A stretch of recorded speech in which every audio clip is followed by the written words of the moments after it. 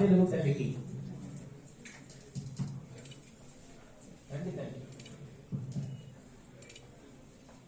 అమ్మ ఇగోమ్మ రండి ఇలా వచ్చి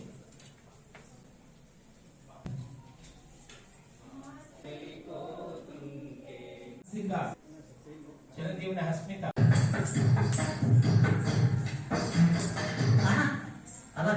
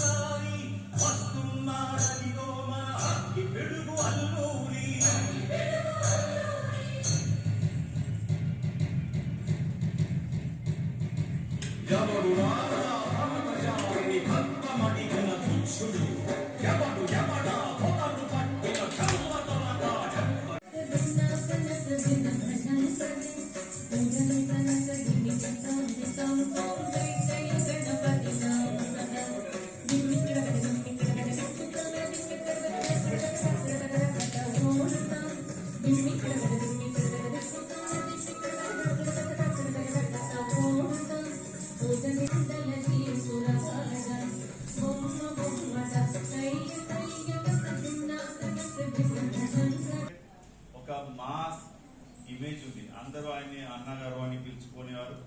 అంటే ఒక డిసైడింగ్ ఫ్యాక్టర్ లాగా, అంటే స్టేట్ కానీ అటు నేషన్ లో కానీ వైడ్ స్ప్రెడ్ లీడర్ గా ఎదిగినటువంటి వ్యక్తిగా నేను ఫస్ట్ టైం ఆ రోజు చూడడం జరిగింది. అందరికీ కూడా జనరేషన్స్ కి తెలియకపోవచ్చు, లేటెస్ట్ జనరేషన్స్ కి, బట్ 40 years కి పైబడి 50 years పైబడిన వాళ్ళందరికీ కూడా అప్పట్లో వాళ్ళకి తెలిసిన సూపర్ స్టార్ ఎవరైనా ఉన్నారంటే ఎన్టీ రామారావు గారు. ఎంత క్రేజ్ అంటే తిరుమల తిరుపతి దేవస్థానానికి వెళ్ళిన తర్వాత అలా తమిళనాడు మద్రాసు వెళ్ళి ఆయన దర్శనం చేసుకొని వచ్చేవారు అనమాట. అంటే అక్కడ వెంకటేశ్వర స్వామిని, ఇక్కడ కృష్ణుడి రూపంలో ఎన్టీ రామారావు గారు కూడా దర్శనం చేసుకొని వచ్చేటువంటి ఒక ఆనవాయితీ ఉండేది. ఆయన ఎంతమంది వచ్చినప్పుడు ఇంటికి వారితో కలిసి మాట్లాడి వెళ్ళేవారు.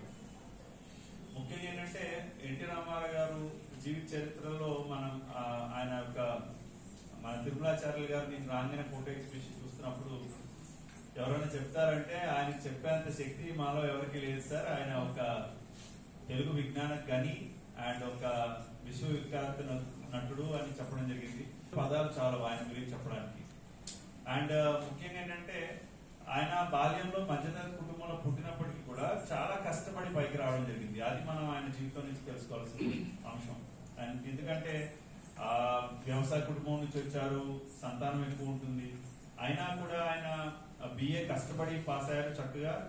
అండ్ ఎయిర్ ఫోర్స్ లో కూడా ఆయనకి ఒక ఆప్షన్ వచ్చింది, ఎయిర్ ఫోర్స్ లో ఉద్యోగం వచ్చింది డెహ్రాడూన్ కి. బట్ ఫ్యామిలీ ఇంట్రెస్ట్ వల్ల ఆయన వెళ్ళడం మానేశారు. అలాగే ఒక సబ్ ఇన్స్పెక్టర్ గా కూడా ఆయన ఇంటర్వ్యూస్ వరకు వెళ్ళారు అండ్ రిజిస్ట్రార్ గా సెలెక్ట్ అయ్యారు. అంటే ఎన్నో పోటీ పరీక్షల్లో కూడా ఆయన మెరిట్ చూపించడం జరిగింది. చేసినటువంటి పాత్రలు మీరు ఎప్పుడైనా చూసుంటే ఎన్టీ రామారావు గారు